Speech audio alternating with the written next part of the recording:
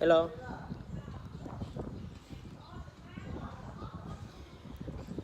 Nè con ơi con canh tờ ui nực ồn khăng na song xa cha nắng bong tê bên đi ồn cái kê bảy kia ồn miền nẹt tham